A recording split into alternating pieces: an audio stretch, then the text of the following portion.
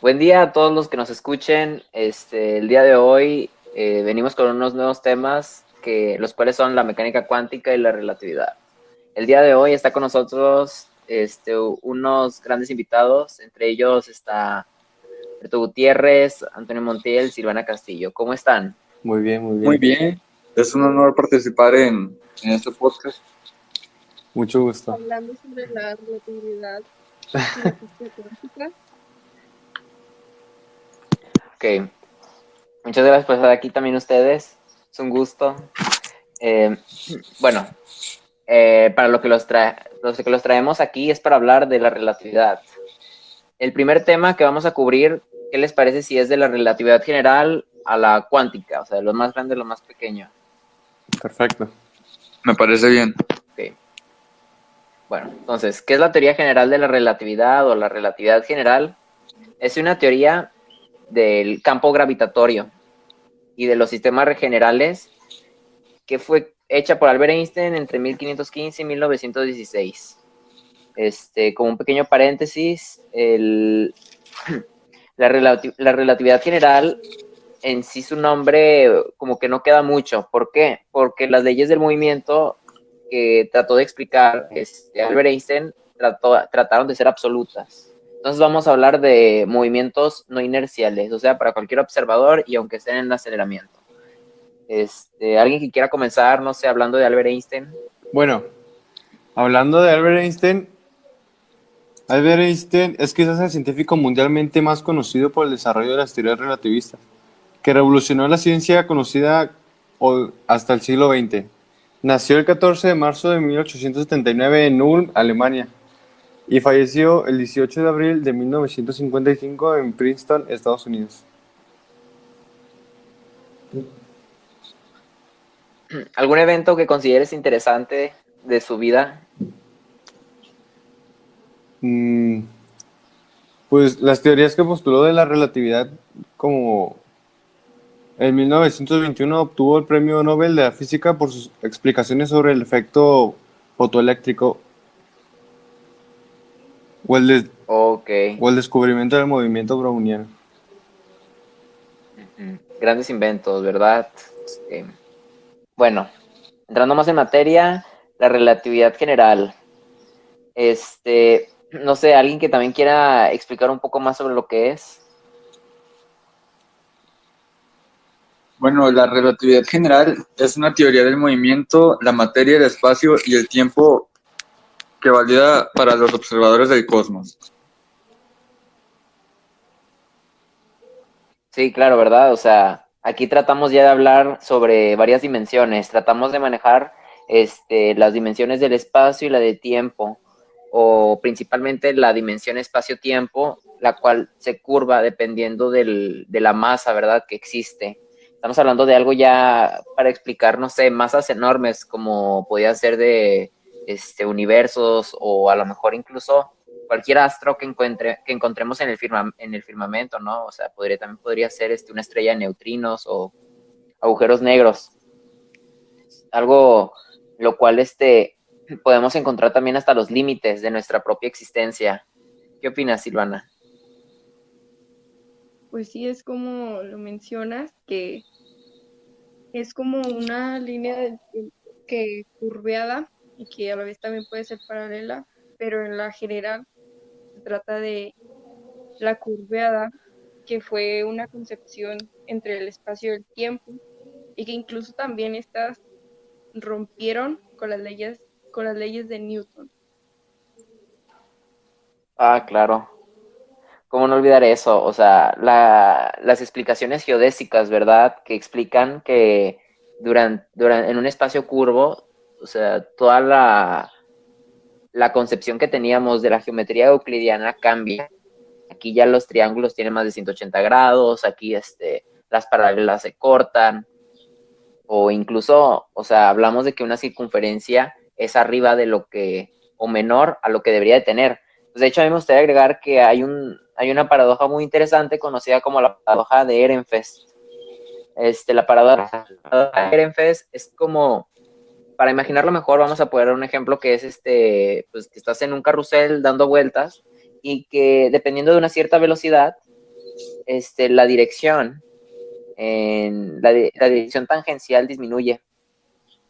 Y esto se debe principalmente a la contracción de Lorentz, pero sin embargo, el diámetro o el radio mantiene su distancia debido a que el movimiento se mueve perpendicularmente, la dirección radial. Entonces esto hace aparentar de que la longitud del perímetro es menor que 2 pi por radio, ¿no?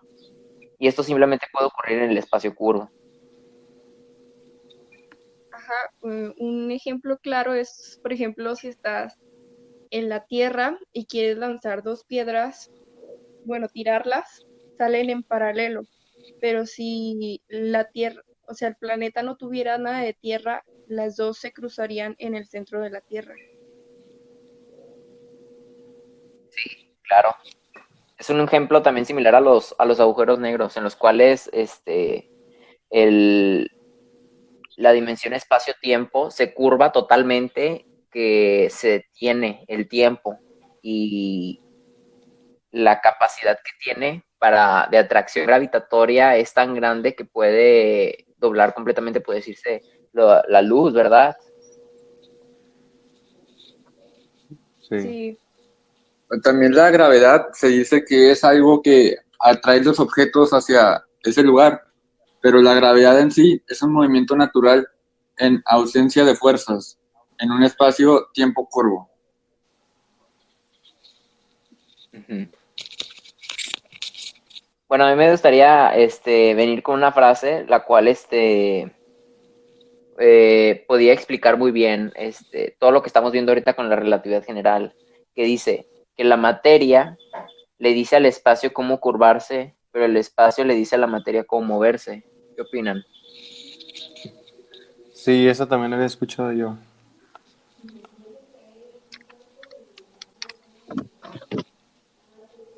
Bueno, yo creo que también para poder terminar con lo que es la relatividad general, podemos tocar un poco lo que es también el tema del principio de equivalencia, que es algo pues, también muy importante y algo tocado. Es sencillo y podría decirse que es la unión también entre lo que es la relatividad general y la especial, ¿no? Explica que la fuerza de gravedad se puede explicar también como aceleración.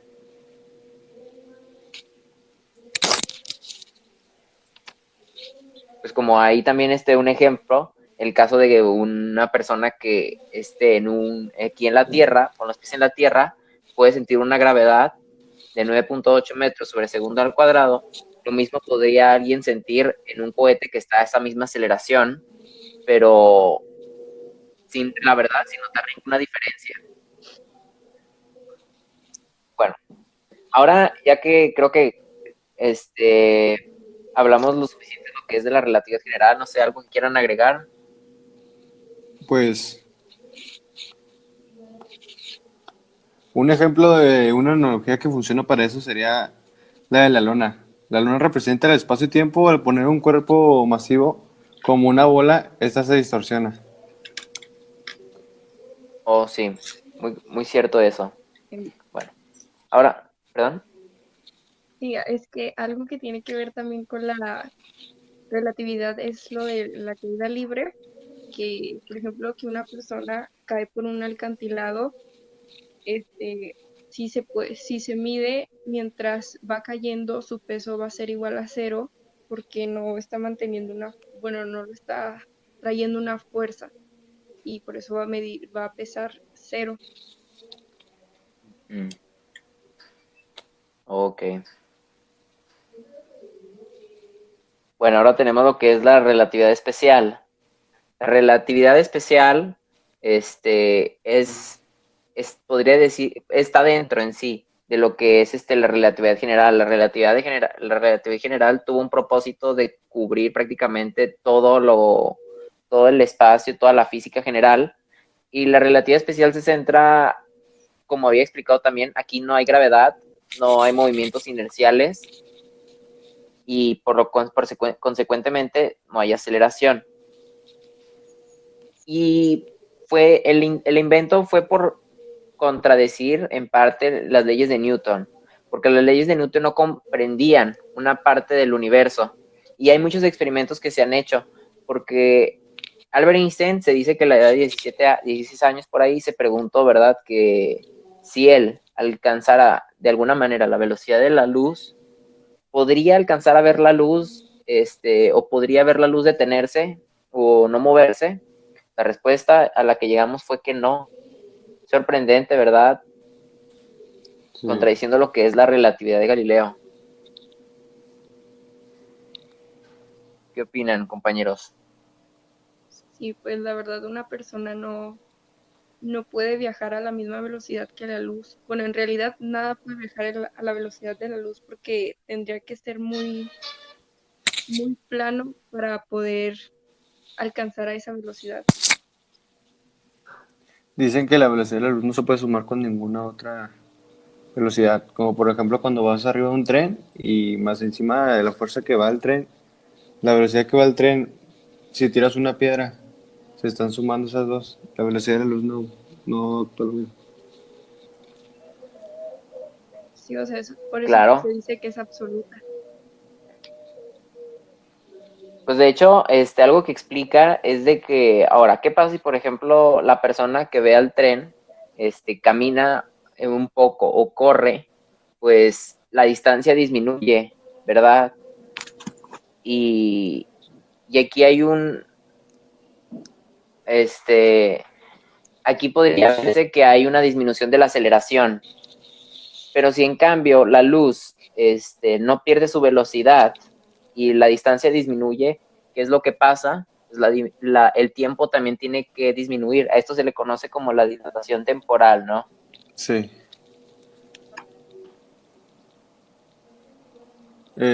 Bueno, de lo que yo entendí del dilatación temporal es que el tiempo y el espacio se comprimen de una forma muy singular para una persona en movimiento. O sea, mientras más en movimiento estés, más lento pasa el tiempo. Pero ¿por qué pasará Sí, eso? Puede que sí. no lo comprenda yo bien, pero creo que es que porque como al tú estar en movimiento, tú también generas un tiempo, Ujú. pero no sé Oh, por qué ya. existe esa dilatación temporal. Fíjate que yo creo que yo tengo una respuesta. Bueno, no sé si hayan visto algo que se llama el cono de luz. El Ah, cono de sí. luz, trata de explicar todo aquello que puede afectarnos como observadores y todo lo que está fuera de los conos o lo que no.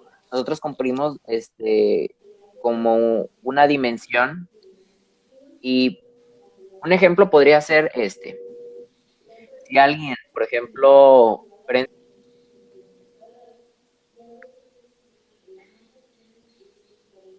todo aquello Confiamos. que sé cómo pasar las leyes de Newton, o sea, la relatividad de Galileo a la relatividad especial. Y que por último, pues también explican, yo creo que la masa al fin y al cabo es energía, ¿no? Y esto nos da para muchas cosas. Entre ellas está como el aplazamiento de la frecuencia del rojo, algo así, me parece escuchar. Que es la longitud de frecuencia se va extendiendo conforme la distancia, porque la energía se va perdiendo en la luz.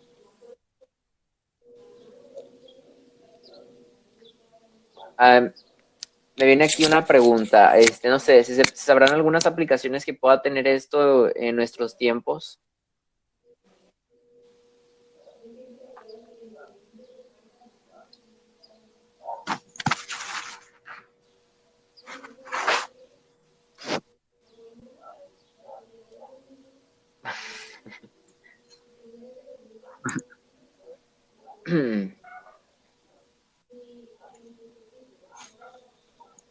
No sé, una aplicación que se le dé en la actualidad, no sé, como los relojes, los satélites,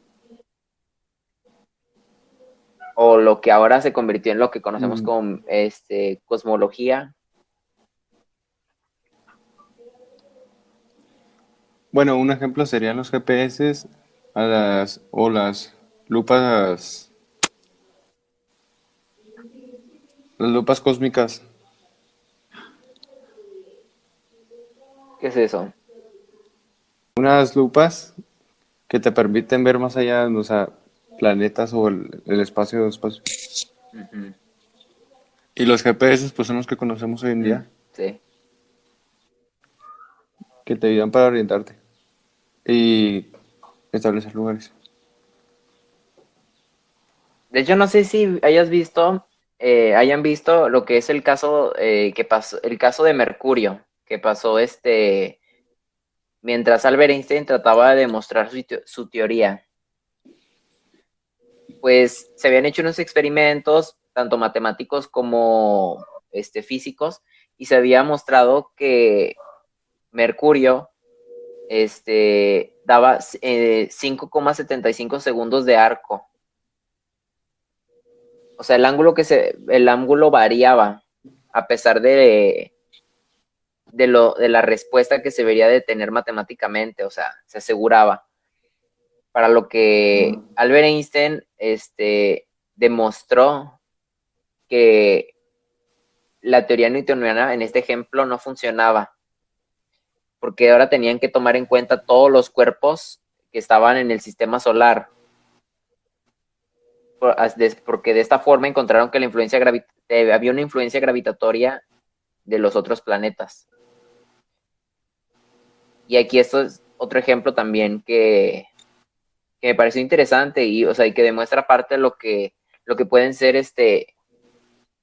la teoría de la relatividad, ¿no? O sea, es que la teoría de la relatividad, como que mucha gente ha de pensar que realmente no cambia mucho o son pequeños detalles, porque en la actualidad seguimos manejando la mayoría del tiempo las leyes newtonianas, pero sin embargo la relatividad, a pesar de ser más complicada, sigue explicando mejor la realidad y que pequeños errores o pequeños cambios de números de ciertos dígitos, por más pequeña que sea, pueden ser muy importantes.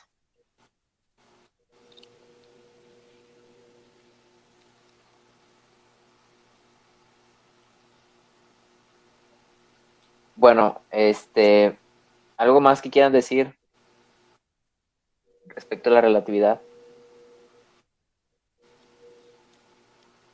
Mm, Pues prácticamente la luz se mueve a la suya, ¿no? Y tiempo y espacio en este caso no son absolutos, sino que se transforman y están íntimamente relacionados también con el movimiento y la masa. sí, como hicieron unos experimentos de acelerador de partículas en Alemania Ujú. que confirman que el tiempo se mueve más lento que para un reloj en movimiento que para uno estático. Sí. Como se le podría decir la dilatación temporal. Ujú. Ok. Tienes completamente la razón. Sí, cierto, o sea, no existe un reloj universal, ¿verdad? Esa también fue una clave de Einstein, o sea, cada quien tiene un reloj interno y que no es absoluto. Sí. Como una de las consecuencias de este efecto es que una persona que viaja en un cohete a alta velocidad envejecería más lentamente que las personas que se quedan en la Tierra. Ah, claro. Por- Porque se va moviendo por el espacio. La paradoja de los gemelos, ¿no? Se conoce. Sí, Ok. creo que sí. Bueno, pues yo creo que aquí terminamos lo que es el apartado de relatividad. Y ahora podemos pasar a un tema mucho más pequeño, casi más que subatómico, y que es lo que se conoce como física o también mecánica cuántica, que es una rama de la física, ¿no? Que estudia la naturaleza a escalas pequeñas, espaciales muy, muy pequeñas. Pues esto podría ser una definición más formal. Bueno, ¿de qué vamos a hablar? Pues prácticamente vamos a hablar también de todas estas formas de energía, tanto unidades discretas o paquetes, conocida como cuantos, las ondas, las partículas, dualidades. Entramos a un mundo completamente diferente en el cual la física,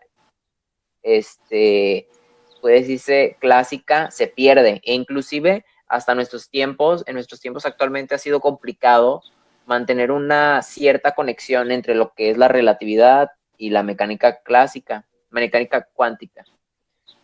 Y lo poco que se ha logrado es lo que se conoce como electrodinámica. ¿Sí? Entonces, alguien, no sé, que quiera comenzar con algo respecto a la cuántica. Bueno, La mecánica cuántica es algo que solo permite calcular una probabilidad de qué tal o cuál estado se ha observado. Y esto es mediante una ecuación de Schrödinger. sí. ¿Sabes? Yo creo que Sí. aquí, mira, cuando vamos a hablar de física cuántica, nosotros hemos visto cómo funcionan los electrones, cómo funcionan las ondas, ¿verdad? Los electrones o las partículas también son como paquetes de materia pequeños y ya. Las ondas es como un tipo de movimiento que se transmite, pero que no transmite materia. Y es muy interesante. Hace tiempo, hace mucho tiempo, había dos tipos de personas, los atomistas y los continuistas. Los continuistas pensaron que la materia era infinita. O sea, que si cortabas algo infinitamente, siempre había un pedacito más que te faltaba cortar. También los atomistas decían que había un límite, que era el átomo. De hecho, átomo viene del griego a, sin, y tomo es división o parte, sin división. Después llegamos a lo que es la luz, hubieron muchos debates, teníamos por un lado los que pensaban que era partícula, como Isaac Newton, René Descartes, Albert Einstein, Aristóteles, Pierre Gassendi, y los que pensaban que hablábamos de una onda, como Clerk Maxwell, Thomas Young, Christian Huygens o Heinrich Hertz. James Clerk Maxwell y sus grandes teorías explicó muchas cosas, entre ellas como en 1865 la onda de electricidad y magnetismo. Estaban también muy relacionados. Bueno, ¿y a qué nos lleva esto? Este gran debate que ha habido, pues a la dualidad onda-partícula. La dualidad onda-partícula, en pocas palabras, explica, ¿no? O sea, que una partícula, tanto átomo como electrón, e inclusive luz, se comporte como onda y partícula al mismo tiempo. ¿Qué opinan? Sí, tienes razón. Se puede ver como un mismo fenómeno que puede tener dos percepciones distintas. De hecho, no sé si hayan escuchado, por ejemplo, el experimento de la doble rendija. No. ¿De qué Bueno, trata? ¿De qué trata? el experimento de la doble rendija, haz de cuenta, vamos a imaginarlo a nivel real, puede decirse, aunque no puede pasar. Que hay dos puertas y que te dicen, no sé, o lanzas una pelota por una puerta y va a dejar la marca en la pared cuando rebote, después de haber pasado la puerta. Ok. Lanzas una pelota por una puerta, no sé, la que quieras, es aleatorio, y deja la marca en la pared. Pues como te esperas, va a dejar la marca en la pared una, y luego otra, un puntito, puntito. Bueno, en la relatividad, en la cuántica, te dice que van a quedar dos marcas al mismo tiempo y que se van a estar haciendo hacia un lado también, como si hubiera un golpe de una onda. Entonces, estamos diciendo que una partícula está pasando por las dos puertas al mismo tiempo.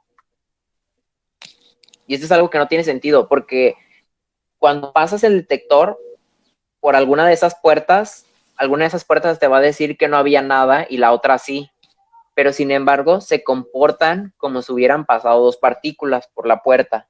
Entonces, estamos hablando como de un efecto en el que se multiplican una partícula y a la vez no.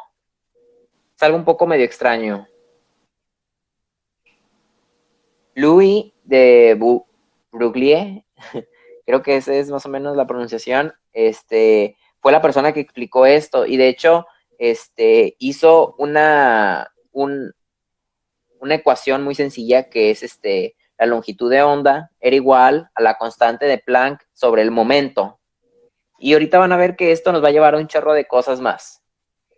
Bueno, y Arthur Schillinger no nomás experimentó esto con electrones, sino que también experimentó esto con fullerenos, que son un conjunto de átomos. O sea, a pesar de que esto se supone que no puede pasar a nivel real, ha pasado con conjunto de átomos.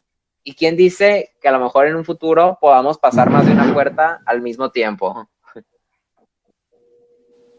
Bueno, y tenemos la de coherencia. No sé si han escuchado de ella. Sí. O la... Por ejemplo, Ajá. la coherencia cuántica es un estado cuántico donde mantiene su fase por cierto periodo de tiempo. Pero a lo contrario se le llama de coherencia cuántica, que es obviamente lo contrario. ¿Ustedes qué piensan sobre esta fase, compañeros? De hecho, pues, o sea, el observador, en esta explicación que tú también has hecho de la decoherencia, se entiende que la realidad cuántica desaparece, ¿verdad? En nuestra realidad.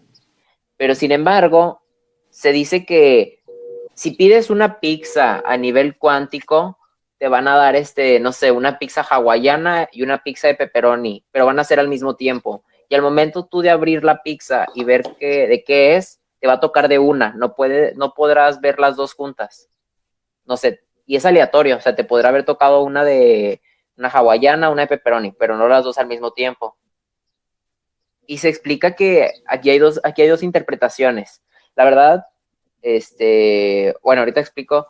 La interpretación de Copenhague explica que simplemente algún estado va a pasar y que es aleatorio. ¿Por qué? Nunca dieron respuesta. Esto lo explicó Niels Bohr y Heisenberg en 1927.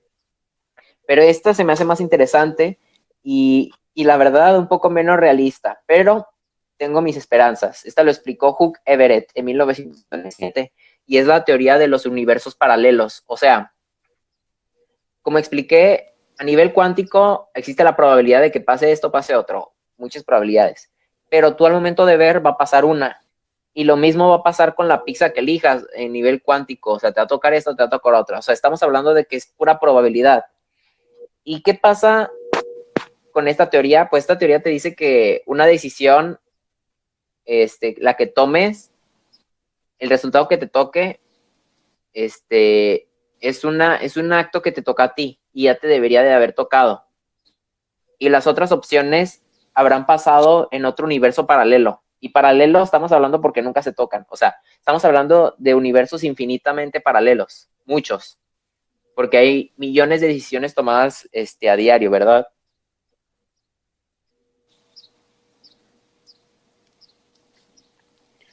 Exacto.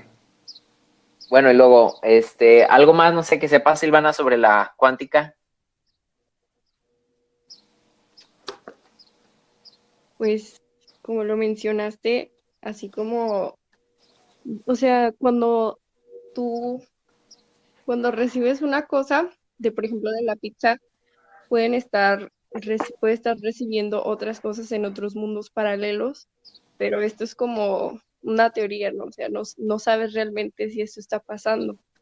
Como lo explican en las películas que dicen que hay muchos mundos paralelos y eso, pero sí, realmente no sabes si existen varios. Pero sí que imaginarse eso suena También, por interesante, ejemplo, ¿no? sí. Bueno, por ejemplo, ahorita que dijiste lo de las pizzas y que es de una manera aleatoria, me quedé pensando en una película que se llama Atman, no sé si la han visto. Sí. Sí, Bueno, en su película se ve, en la que él hizo, cómo entra al mundo cuántico, pero al salir, él está en otra dimensión o mundo paralelo, en donde él ya está muerto, Uh-huh. pero él no decidió salir ahí y fue completamente aleatorio. Okay. Y él mencionaba que podía brincar en niveles en el mundo cuántico y había distintos, pues sí, niveles en ese mundo. Uh-huh. Y mira Eso que, me llamó la atención. ajá. Y mira que esto siento que nos abre un chorro de posibilidades, porque ahorita vamos a tocar algo que sea, bueno, yo creo que ya es momento, ¿no? De lo que es el entrelazamiento cuántico.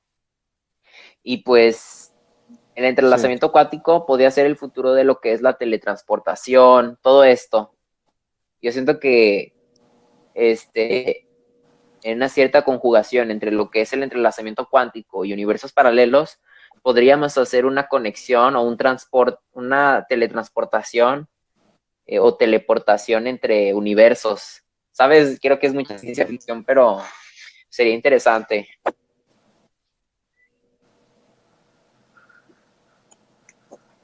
Y bueno, pues, ¿ustedes qué saben del entrelazamiento cuántico? O no sé si hayan escuchado del tema. No recuerdo, pero ¿no tiene algo que ver con el viaje en el tiempo? Mm, Pues mira que de hecho, o sea, podría tener una relación.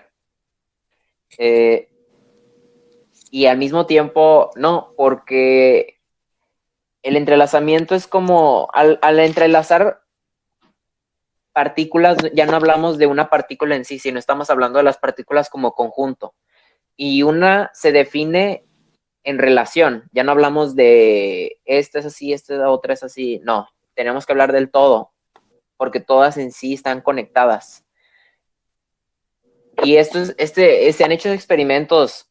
Un experimento que yo recuerdo es de que una partícula entrelazada cuánticamente se separaron a 1500 kilómetros de distancia y una sufrió un cambio cuántico, un cambio, y la otra también lo sufrió, a pesar de que las dos estaban a 1500 kilómetros de distancia. O sea, y el punto que quiero llegar es también de que a pesar de que uno podría pensar de que es como, uno podría pensar que es como un mensaje, ¿no? O sea, que tú cambias una partícula y llega la otra después, pero la verdad es que está más allá de lo que nosotros sabemos, porque al momento tú de cambiarlo, se extiende la otra partícula al instante. O sea, el mundo cuántico es muy, muy interesante, como las ecuaciones de Erwin Schrödinger, que explica la función de onda y algo de un poco ahí de incertidumbre. No sé si hayan escuchado de la paradoja del gato de Schrödinger. Creo que no. no recuerdo. Bueno, probablemente esta la escucharán después porque es muy conocida en el ámbito física moderna. Y haz de cuenta que explica que si tú metes un gato dentro de una caja y pones un veneno, pero la probabilidad de que mate el veneno al gato es del 50%. O sea, hay un 50% de probabilidad de que muera y otro 50% de que no. Y si tú no puedes ver dentro de la caja, está vivo o muerto. Bueno, pues según esta explicación, Schrödinger nos dice que está vivo y muerto al mismo tiempo.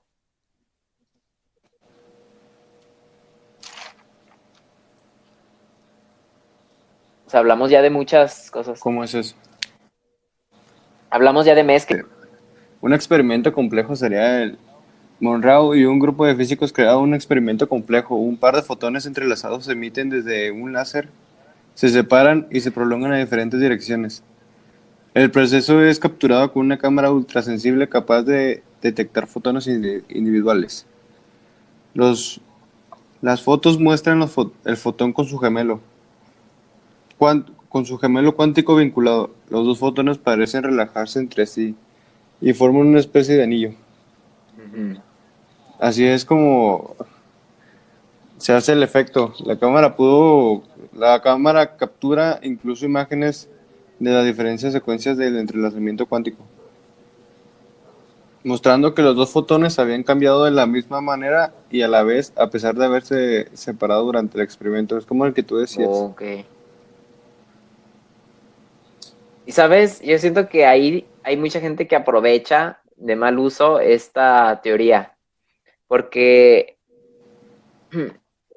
yo imagino que también habrás escuchado, y yo lo he escuchado menos, pero sí lo he escuchado, es de que hay una cierta conexión entre gemelos o cuates. Y Sí. pues yo creo que, o sea, a lo mejor puede existir algo así como simbiosis, pero hablando cuánticamente no creo que pueda existir. Yo siento que, pero a nivel cuántico, tienes un gemelo como átomo, a lo mejor sí, y podría ser muy interesante ver esa conexión a pesar de mucha distancia. Sería muy interesante. Bueno, a mí hay algo que me gustaría hablar, que es del principio de incertidumbre. No sé si quieren decir algo del tema, en cualquier momento, nomás pueden hablar así, porque es un principio muy sencillo, pero a la vez, como lo explica el propio principio, muy desconocido y muy confuso, que mucha gente lo confunde. ¿Qué explica? El principio de incertidumbre explica que mientras más conoces algo, una cosa, menos vas a conocer la otra. O sea, que no puedes conocer con precisión dos cosas. Así de simple. Física cuántica. Podemos hablar de la antimateria. No sé si han escuchado de eso. No. Es como un anti-yo, existe un Sí, anti-Monty, un eso Ah, creo que sí, lo vi, sí. o sea, Sí, lo vi sí, en caricaturas. No sé si lo han visto en Los Padrinos Mágicos. En el mundo de Los Padrinos Mágicos existe alguien Sí. malo de como son ellos, donde existe Ajá, la antimagia. yo sí lo he visto. Creo que es algo parecido. sí. Sí, de hecho sí. Es que el principio de incertidumbre nos dice que no puede existir la no energía en el espacio. Entonces, se crea un electrón en el aire, bueno, en el aire no, en el vacío se crea un electrón y se crea un antiprotón y duran muy poquito y se chocan y desaparecen y así todo el tiempo en el aire. Eso, de hecho, eso fue gracias a lo que conocemos la radiación Hawking. Y pues no nomás se dice que existe el antiprotón, sino que también existe el antiátomo y el antielectrón y o sea, todo, la antimateria completamente. El principio de incertidumbre, como ya vimos, surge también gracias a las transformadas de Fourier, unas grandiosas explicaciones que muestran que cualquier función continua es un conjunto de funciones armónicas. Como por ejemplo, podemos ver que una función armónica podría ser seno de WT, o sea, la frecuencia por el tiempo. Y todo esto se conoce como el espectro de frecuencia.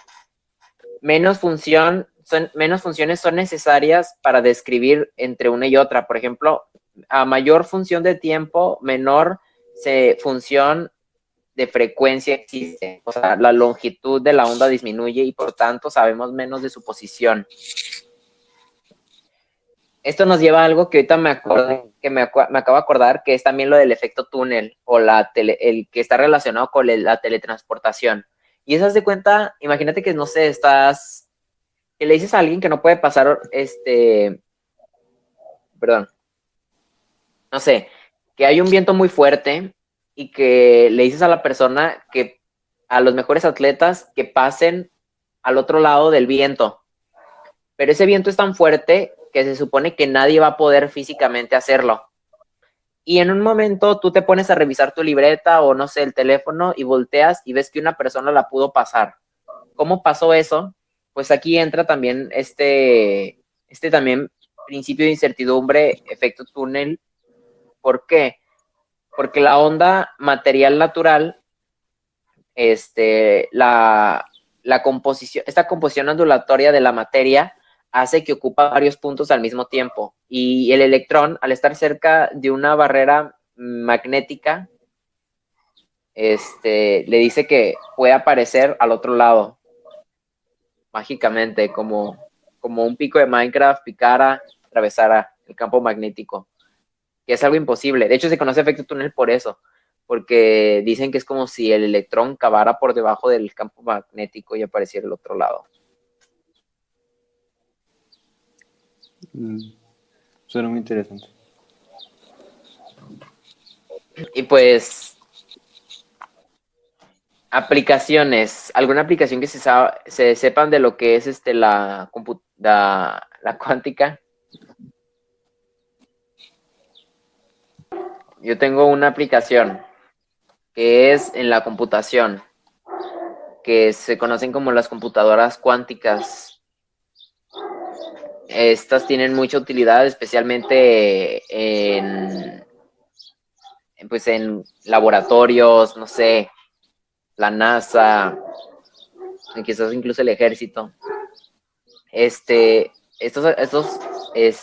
computadoras manejan algo que se llaman qubits. Nosotros ya sabíamos de los bits, que es lo que manejan las computadoras, que es el 0 y el 1.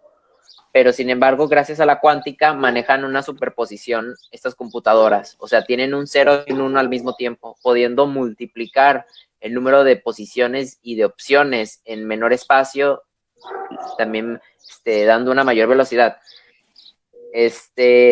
También tiene sus pros y sus contras, porque ya se ha demostrado cómo identificar errores bit flip o fase flip entre ellos por culpa de exposición al calor. O también está el desarrollo de la Big Data, que es mucha información en poco espacio, puede decirse. Eso sí, es muy costoso y no sé si para ver Facebook valga la pena, porque se necesita, pues, que un cuarto de menos de 250 grados Celsius, constantemente estar vigilando, todo eso.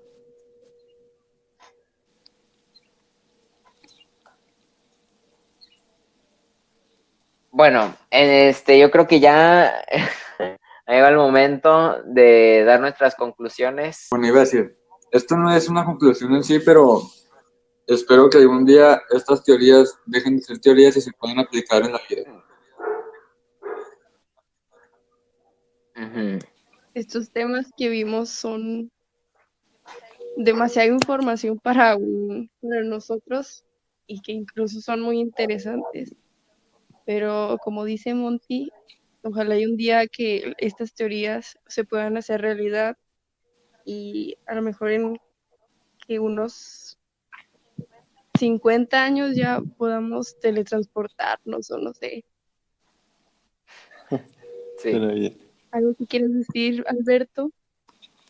Bueno, pues también en conclusión digo que todas las ideas y todos los experimentos de los científicos, mientras más vaya pasando el tiempo, van mejorando y pueden llegar a nacer otras teorías y más ideas que puedan revolucionar la tecnología o la manera en que vemos.